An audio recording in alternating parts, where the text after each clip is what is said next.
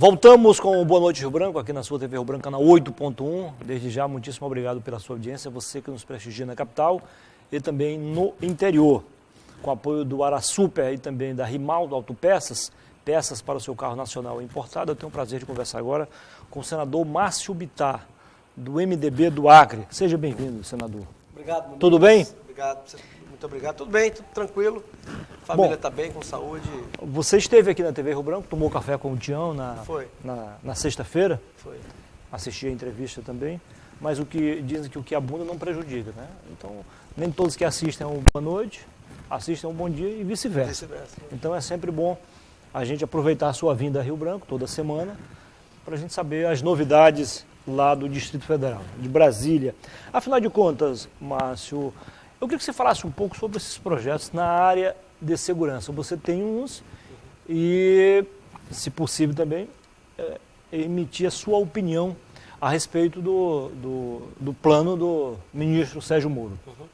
Muniz, primeiro é um prazer, uma satisfação muito grande revê-lo, pessoa muito querida, que eu tenho muito respeito, e poder, através do seu programa... A recíproca verdadeira. Muito obrigado, Muniz. E através do seu programa poder conversar com milhares de pessoas. Bom, com relação ao Moro, eu acho um brasileiro acima da média. Tenho, que não significa dizer perfeito, perfeito só Deus, né? Mas tenho muita admiração por ele, respeito, né? Alguém que tinha estabilidade, uma carreira formada, né? Que aceitou abrir mão da segurança, da carreira para ir para a política, quer dizer, a política e governo pode dar certo, pode dar errado, é relação humana, né? Mas ele não se negou a correr esse risco. Com relação ao pacote que ele apresentou, eu acho que ele foi até brando. Eu concordo com a ideia de endurecer as regras contra o crime, principalmente o crime organizado, lavagem de dinheiro, facção, enfim. O Brasil está entregue a facções criminosas, né? Mas algumas coisas eu acho que ele ainda deixou, não me satisfez. Então eu apresentei um pacote, que eu dizia na campanha, não tem nenhuma novidade. Por exemplo, ele não fala nada de aumentar a idade máxima para crime. O Brasil está com 30 anos, o máximo. O cara dizima uma família inteira. Ele é reincidente. O crime é com altíssima crueldade, sem direito à defesa. O máximo que o sujeito pega é 30 anos. Se ele fez isso aos 20... Ou seja, pode ser condenado a 100, 200 anos, mas não adianta nada. 30. O máximo é 30. E se ele fez isso tudo aos 20 anos, no máximo, aos 50 anos, ele está solto, ainda pode fazer família, etc. Então, e quando estabeleceram que 30 anos era o máximo, o Brasil vivia 50 anos. O Brasil hoje está vivendo 80. Então, eu acho que tem que fazer uma adequação. Então, eu propus, entre outras coisas, pena máxima 50, aumentando então de 30 para 50 anos e, logicamente, puxando também o tempo de prescrição. Hoje, o máximo são 20 anos. Então, o camarada mata uma família inteira com tudo que é possível de crueldade. Se ele sumir por 20 anos, quando der o primeiro 20 anos e um dia, ele vai aparecer com a maior cara de pau na delegacia, na polícia, pegar um atestado de antecedentes e ele está livre, pode andar no meio da rua e tal. Então, ao mesmo tempo que eu proponho, mas o certo, Muniz, é que de qualquer forma nós estamos na mesma direção. Qual é a mesma direção? Isso é uma direção de quem entende que parte do problema da insegurança pública que assusta todo pai e mãe de família está com o Congresso Nacional para resolver, que é endurecer as leis. E não é só nessa coisa do estuprador, do assassino, que é muito grave. É também no crime do colarinho branco, no crime da política. Por exemplo, o crime do Caixa 2. Eu tenho quase 56 anos de idade, daqui a pouco completo. E eu me lembro, Muniz, como foram as primeiras campanhas da minha vida. Não que eu era candidato, mas que eu participava. Eram campanhas simples, não se gastava quase nada. E, de repente, começaram a fazer campanhas bilionárias, estratosféricas. E o Brasil assistiu estarrecido o assalto à Petrobras, por exemplo, entre outras coisas, para manipular eleições com rios de dinheiro. Então, o Caixa 2, que é um dos projetos do Moro, com o qual eu concordo, e eu concordo porque ele acha que é crime, e eu também acho que é crime, porque é a quebra da regra. E não é você quebrar a regra de um jogo qualquer, é o jogo da democracia. é a forma como o Brasil, a duras penas, estabeleceu a sua forma de organização. Então você elege prefeito, vereador, deputado estadual, federal, senador e tal. Então, e essa turma propõe leis, faz orçamento, dirige a sociedade. Então, quando você quebra a regra de eleição, você está quebrando a regra do sistema democrático. Então, não é para mim, é um crime, e como o Moro, eu também concordo, que não é um crime qualquer. Então, eu concordo com o projeto e faço um agravante, que foi a emenda que eu fiz. Quer dizer, por exemplo, o Jacques Wagner, senador da Bahia, que eu quero muito bem, ele apresentou uma emenda que eu não aceitei, já que eu sou o relator, né? Por que eu não aceitei? Porque ele queria que só fosse considerado crime quando o dinheiro fosse de origem ilícita, da corrupção, crime organizado e porque o Caixa 2 ele tem várias, digamos assim, modalidades, né? Tem quando você recorre às empresas públicas para financiar a campanha, quando alguém faz uma doação para ti e não contabiliza. Então, mas eu acho assim, Muniz, assim como homicídio, você tem qualificações, né? Isso. Então, um homicídio, você estava lá comemorando o campeonato mundial da seleção brasileira, aí tomou umas e outras, não sei o quê, saiu uma briga, matou alguém. É um grave, é homicídio. Agora, você planejou matar alguém. Então, a própria lei é qualificada. Então, a própria lei já prevê isso. A esse exemplo, eu penso no crime do Caixa 2. Então, primeiro, cometeu Caixa 2 é crime. Você quebrou a regra eleitoral. Então, é um crime. Foi com dinheiro ilícito, é pior, então é agravante. Então, eu não aceitei a emenda do meu colega, com todo o carinho que eu tenho a ele é gente boa demais, foi governador da Bahia, um afável, né, e tal. Mas, então, eu não aceitei a emenda dele e apresentei uma outra, que é isso que eu estou dizendo. Quer dizer, então, o sujeito quebrou a regra eleitoral, é crime. Possibilidade de 3 a 5 anos de detenção. Bom, e se esse dinheiro for de origem ilícita, corrupção, facções criminosas, etc., então ele pode ser agravado, como é o caso do homicídio. Né? É um agravante. A eleição, Muniz, ela tem que voltar para padrões mais aceitáveis. Ela não pode continuar sendo aquilo que ela foi pelo país afora, porque ninguém aguenta, é uma conta cara demais. Eu lembro um tempo que você, depois de uma eleição, disse, eu me preparei para uma eleição e não para um leilão, né? É isso mesmo. Aí, quer dizer, o jogo fica muito desigual. Fica muito desigual. Mas com relação às suas propostas em relação ao meio ambiente? Muniz, eu estou fazendo aquilo em todas as áreas, eu estou fazendo aquilo que disse na campanha. Eu cansei de falar ao longo de anos, né, que eu nunca concordei com o Código Florestal brasileiro, pelo menos em parte dele. Como, por exemplo, a parte que determina que, na nossa região, 80% da propriedade privada o sujeito não pode mexer. Quer dizer, na verdade, o Brasil acabou com o direito à propriedade na área rural. E você está falando já da propriedade privada, né? Não está falando das APP, das áreas... Não. Estou falando o projeto assinado por mim e pelo Flávio Bolsonaro, que me pediu para ser autor comigo, e eu, lógico, aceitei. Não sou tolo. Ele é um senador da República do Rio de Janeiro, filho do presidente da República. É evidente que eu sabia que a hora que ele assinasse comigo, aquilo daria mais luz ao projeto. O que eu quero é que ele ande, é que ele tramite e tal. Eu estou falando da propriedade privada. Pois bem, então, eu disse ao longo de anos que o Estado brasileiro ele desapropriou o camarada sem indenização. E ainda por cima determina que ele, que está desapropriado, que não manda em 80% da sua terra, ainda seja o fiscal dela. Porque se acontecer alguma coisa nos 80%... Custo zero.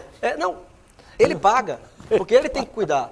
Né? Ele paga. E isso, Muniz, os movimentos ambientalistas, ONGs, elas venderam por 30 anos que você seria recompensado por isso. E nunca teve recompensa. Nós sabemos muito bem como é que está a vida das pessoas na área rural. É preciso também rediscutir a questão do crédito de carbono, né, Márcio? Tudo isso é conversa fiada, viu, Muniz? Conversa mole. Isso aí tem 30 anos. Eu falei ontem, na semana passada, eu digo assim, a mãe que está grávida lá na área rural, a 40, 50 quilômetros, ou lá em Taumatugo, Jordão, Santa Rosa, ela vai ter que esperar a gravidez dela mais 30 anos 50 anos para ver se o mundo um dia vai pagar porque aqui ninguém derrubou floresta. Isso é conversa fiada. Como era a questão da camisinha, né? O PT fez uma fábrica de camisinha, vendendo a ideia de que porque ela do Acre, né? O europeu, ao ir para o motel, ia parar numa farmácia e comprar uma camisinha 3 vezes mais cara porque ela é do Acre, da terra do Chico Mendes. Quer dizer, aí agora a fábrica está fechada. Se o Estado não der dinheiro, e eu falo às vezes, Muniz, para poder as pessoas... É possível recuperar isso ainda, Márcio? Não, é possível sim, com o teu dinheiro. Porque o que é subsídio, Muniz? Eu falo às vezes, o que eu vou te falar agora, Muniz, para que as pessoas compreendam que subsídio é tirar dela. Então, por exemplo, a fábrica de camisinha que o PT fez, ela só fica em pé se tiver subsídio do governo. O que é o subsídio do governo? É o cara chegar e dizer assim, Muniz, do teu contra-cheque você vai pegar R$50, eu vou descontar. É isso, porque o dinheiro não cai do céu. Alguém Então, tem que pagar a conta. Agora, se você me perguntar assim, você é a favor que o governo brasileiro subsidie a fábrica de taco, de camisinha, crie uma zona franca igual a de Manaus aqui? Sou. Agora, por que eu sou a favor? Porque exigiram de nós uma abstinência dos recursos naturais inigualável. Então, qualquer benefício que o governo federal tire das regiões ricas e traga para cá, eu ainda acho que é pouco. E eu discuti com o Eduardo Braga, discuti no bom sentido, né? Vocês são amigos? Gosto muito dele. Gosto, amigo meu. Mas a gente discutiu, né? Porque ele defendeu a Zona Franca de Manaus, e aí eu disse, né? O único problema da Zona Franca de Manaus é que só tem lá. Quer dizer, eles têm leis que nós também temos, né, proibitivas, porque eu queria a Zona Franca de Manaus no Acre, em Roraima, no Amapá, esse é o problema e tal. Então, na nossa região, pelo nível de proibição que nós temos, então eu considero que qualquer subsídio não é demais. Agora, que as pessoas precisam entender que subsídio é tirar de alguém, porque esse dinheiro não vem de Marte. Então, não há razão, Muniz, do ponto de vista técnico, científico, de você, numa propriedade privada, você fazer o que foi feito no Brasil. Quer dizer, vou repetir, o sujeito tem 100 hectares, 1.000 hectares, 80% dela, o governo foi lá e, isso aqui é meu, isso aqui você não manda, não paga para o cara, e ainda exige que o sujeito seja o fiscal dele mesmo. Porque se alguém mexer naqueles 80 e o dono, o proprietário, não for o primeiro a ir lá na delegacia, no IBAMA, para denunciar, quem vai pagar é ele. Então, isso não tem no mundo. Mas então, somando tudo isso aí, com as áreas de proteção, as APPs e tal, mais de 60% então das nossas florestas O Brasil tem 66% do seu território em natura. Quer dizer, Mas que interessa isso? Aos Estados Unidos. Esse tem um interesse claro. E aí, Muniz, eu acho interessante, quando eu vejo alguns colegas seus da imprensa e da política que são contra os Estados Unidos, os Estados Unidos é o mal, né, e tal. Mas eles acabam concordando com uma série de leis que, no fundo, beneficia conscientemente os Estados Unidos. Muito, não todas, mas grande parte ou a maioria absoluta, sim, de ONGs que atuam nessa área de proibir, de criar restrição e tudo mais, são financiadas com dinheiro do agronegócio norte-americano. Quer dizer, quando os caras não querem a saída para o Pacífico, por exemplo, através do Peru, não pensa que é porque estão preocupados com a Samaúma no meio do caminho, não. Eles estão preocupados com todas as dificuldades do Brasil, o Brasil ainda consegue ser o principal concorrente norte-americano na produção de comida. E se facilitar para nós, a gente coloca eles no bolso. Então, o que eu acho interessante, às vezes, são pessoas que criaram aquela cultura, né, de achar que os Estados Unidos é intrometido e não sei o quê, e aí, num assunto desse, acabam sendo servis ao interesse externo. Mas se você mergulhar um pouco no assunto, você sabe disso, tem uma fatia aí que se entendem muito bem, a esquerda daqui, a esquerda de lá. Sim. Então, vira tudo a mesma panela. Né? É isso mesmo. O certo, Muniz, é que eu acho assim, olha, eu acho que o momento é de dar a esse tema da questão ambiental um pouco de lucidez. Eu concordo, e já disse isso também várias vezes, até o meu pai, que morreu muito novo, do meu pai para trás, o proprietário rural, ele fazia o que ele quisesse na área dele. Bom, o ser humano, né, entendeu, descobriu, compreendeu há poucas décadas que não pode ser assim. Vamos dar um exemplo. Você tem uma propriedade como meu pai tinha, que depois foi minha. Então você tem águas que nascem lá. Aquelas águas vão cair ali no córrego maior, no caso lá o Caciriã, que depois vai cair lá no Caeté, desculpa, no rio Iaco, que vai cair no Purus e assim por diante. Bom, e vai passar na cidade. Bom, então se você acaba com a mata ciliar, a chuva vai, leva aquela terra toda para o rio, sobe o rio, enfim, o município lá embaixo vai pagar o preço. Se você joga pacotes de veneno no rio, do mesmo jeito. Então, do mesmo jeito. Então não dá para o proprietário rural, né, que o que ele vai fazer lá, eu estou dando o exemplo do rio, né, vai ter problema lá na cidade, não dá então para ele fazer tudo o que ele quer. Pois bem, agora só que dessa compreensão se exagerou demais. Então, assim, é o momento de pensar que nem pode ser tanto ao céu, nem tanto ao mar. Nós vivemos esse drama. O rio Acre, que nasce lá no Peru, a legislação ambiental no Peru praticamente não existe. Então vale tudo. Aí a gente sofre as consequências aqui, paga o pato. E, Muniz, só para... Eu não ia nem falar, mas você está tocando no assunto, eu não posso deixar. E aqui mesmo, porque o PT falou tanto de preservação e, na verdade, ele não preservou nada. O canal da maternidade joga merda e mijo no rio Acre na cara de todo mundo. Até quando isso vai perdurar? E no governo deles. Quer dizer, 20 anos e não fizeram nada. Eles não conseguiram arborizar Rio Branco.